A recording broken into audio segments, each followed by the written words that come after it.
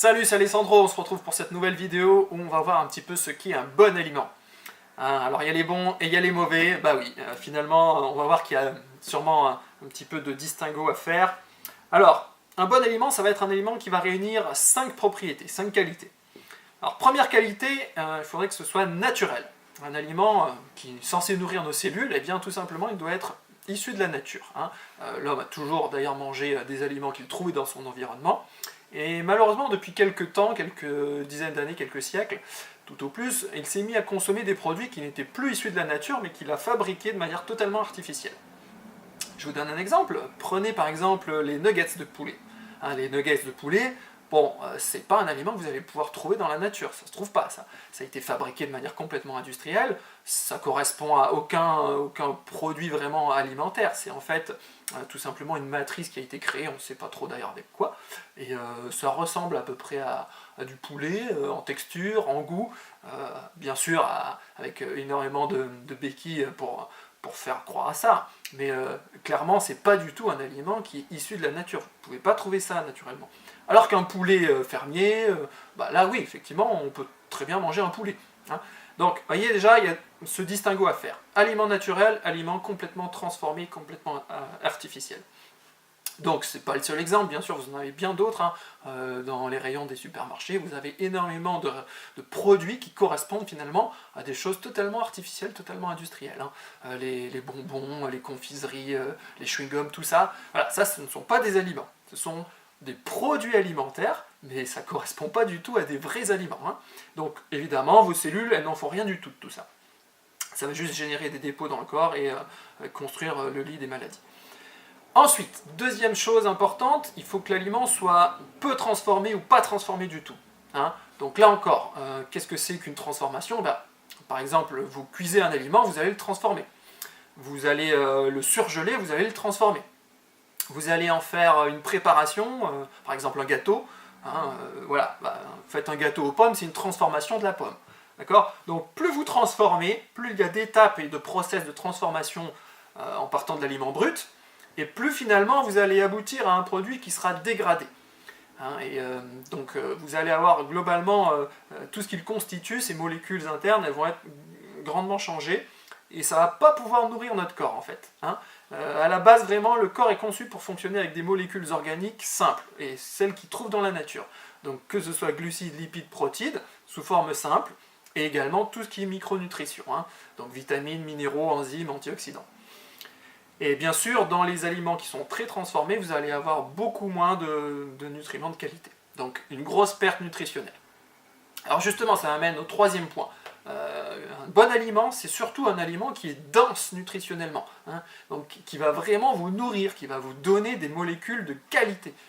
Donc si vous avez, par exemple, entre ces deux pommes, vous avez une pomme, donc vous voyez, elle fait un petit peu moins envie, elle est plus petite, elle a des taches un peu de partout. Ça, c'est une pomme d'une variété ancienne biologique. Donc une rainette, comme on en avait partout en France il y a encore quelques dizaines d'années. Bon, au jour d'aujourd'hui, on trouve surtout ça. Alors ça, c'est une pomme de supermarché, ça, c'est une pomme d'épicerie de proximité. Donc une pomme de supermarché classique, pas bio, conventionnelle, et une pomme locale bio. Donc, entre les deux, bien sûr, spontanément, ce qui fait plus envie, c'est d'aller évidemment vers celle-là. En plus, elle brille bien, donc ça donne envie de croquer dedans. On a même la petite étiquette en plastique, donc voilà, ça c'est super. Mais en fait, il ne faut pas s'y tromper. Dans cette pomme-là, vous avez très très peu de nutrition, contrairement à celle-ci. Ça, c'est une variété ancienne, locale, adaptée à notre terroir. Donc, qui dit adaptée à notre terroir, ça veut dire qu'en fait, la nature a spontanément fait évoluer le pommier pour qu'il génère des fruits ici. Donc, ça veut dire que finalement, le fait de s'être adapté à toutes nos conditions environnementales, il a développé énormément de résistance. Et toutes ces résistances, toutes ces facultés d'adaptation, en fait, c'est les micronutriments qui vont être présents dans vos aliments. Donc dans les pommes que vous allez manger, par exemple. Donc ce qui fait qu'en fait, une pomme comme ça, vous avez beaucoup moins de traitements nécessaires, c'est-à-dire que l'arbre, il est suffisamment costaud tout seul, il est en bonne santé, comme vous, et donc il n'a pas besoin de médoc. Et donc ça fonctionne très bien sans médoc, ça fonctionne très bien sans pesticides. Donc là, vous avez énormément de nutriments, beaucoup de vitamines, beaucoup de minéraux, beaucoup d'enzymes, beaucoup d'antioxydants, Alors que là, ben, clairement, alors c'est une variété que vous connaissez sans doute, hein, c'est une Royal Gala. Donc c'est une pomme qui est issue donc d'une variété très moderne. Alors au contraire de la variété ancienne, ben, celle-là elle est très récente. Et finalement c'est une variété qui ne va bien que si on lui donne énormément de pesticides, énormément d'engrais de synthèse. Et en fait il y a très peu de nutrition dedans. Parce qu'en fait l'arbre spontanément il va être malade, il est faible. Donc il ne tient debout que parce que justement on lui donne toute cette supplémentation chimique. Mais à l'intérieur, il y a presque rien. Hein. Donc c'est gros, il y a NPK, donc les trois atomes qui donnent un peu la structure du légume et du fruit. Donc N c'est l'azote, P le phosphore, K le potassium. Donc là vous avez essentiellement du NPK, voilà, 3 atomes, basta. Mais dans le sol, normalement, vous avez 24 atomes hein, qui donnent tout le goût à l'aliment et également toute la nutrition. Hein. La richesse nutritionnelle, la densité nutritionnelle, c'est ça. Donc là, vous avez vraiment de la qualité et vous avez tous les atomes qui vont vous conférer justement les molécules essentielles à votre santé. Hein. Magnésium, calcium, potassium, iode, fer, zinc, sélénium, etc. etc. Et tout ça, hein, clairement, eh bien, en mangeant ça, vous allez passer à côté. Hein. Et c'est pour ça que la population est globalement carencée nutritionnellement. Donc c'est vraiment un grand paradoxe aujourd'hui. Hein. On mange beaucoup, en quantité, hein, on mange trop même, et finalement on est carencé. C'est quand même hallucinant hein, d'en arriver là. On est dans cette dichotomie où bah, voilà, on a une alimentation pléthorique mais vide. Hein, ce sont des calories vides. Donc aller vers des aliments qui soient denses, nutritionnellement riches, sur des sols sains, fertiles. Hein, donc éviter tout ce qui est traité.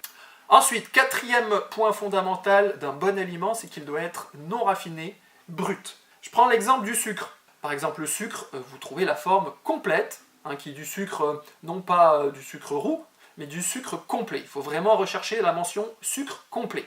Alors typiquement, je vous donne une catégorie, ça va être du sucre muscovado. Vous pouvez en trouver en grande surface sans problème. Hein. Donc c'est un sucre des Philippines. Vous pouvez également trouver de la rapadura, qui est un sucre, je crois, du Brésil, qui a un effet sucrant tout aussi important que le sucre blanc, mais qui n'a pas été dépourvu de tout son contenu nutritionnel. Donc la mélasse, les minéraux, etc. Donc allez vers des aliments complets de ce type. C'est valable également pour le sel. Hein. Évitez le sel blanc iodé, fluoré même parfois. Prenez du sel intégral, du sel de mer, hein, donc du sel gris. Et là, vous allez encore avoir quelque chose qui va être globalement sain pour votre santé. Dernier exemple, sur les huiles. Prenez des huiles de première pression à froid vierges. Hein. Ne prenez pas des huiles transformées, trans, qui ont été chauffées et qui sont vraiment comparables presque à de l'huile de vidange. Donc voilà, prenez des aliments bruts hein, lorsque c'est possible, et souvent c'est possible, vous trouvez ça même en supermarché maintenant de nos jours. Ensuite, dernier point fondamental, notre alimentation elle doit être biologique. Et oui, hein, je rappelle que l'avant-guerre, c'est-à-dire il n'y a pas si longtemps que ça, la plupart de la population mangeait biologique. Ben oui, les pesticides, ça n'existait pas. Finalement, les pesticides, c'est quoi? C'est des molécules qui ont émergé après-guerre, tout simplement parce que c'était des résidus de l'industrie de l'armement. Hein. Donc, en fait, ils se sont aperçus qu'ils avaient énormément de stocks qu'ils n'ont pas pu écouler pendant la guerre. Donc, ils ont refourgué ça à l'industrie agroalimentaire pour en faire des engrais et des pesticides.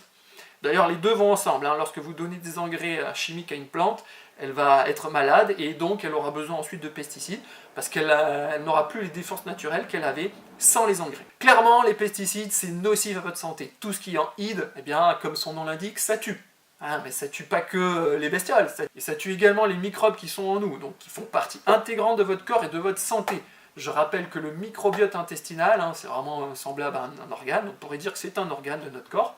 Donc cet ensemble de bactéries, de levures, de champignons, tout ça c'est essentiel à votre santé.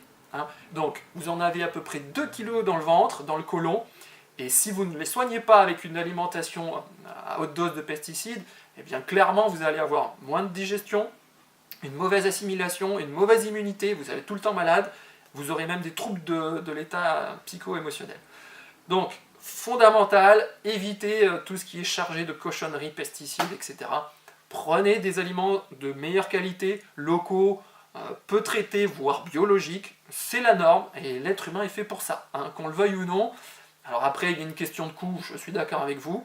Faites des arbitrages. Moi, ce que j'ai fait à titre personnel, je consomme beaucoup moins de produits animaux qui sont très chers.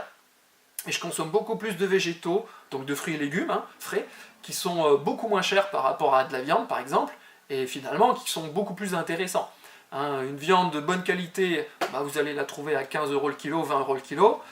Même une viande de mauvaise qualité, vous en avez au moins pour aller 10 € le kilo.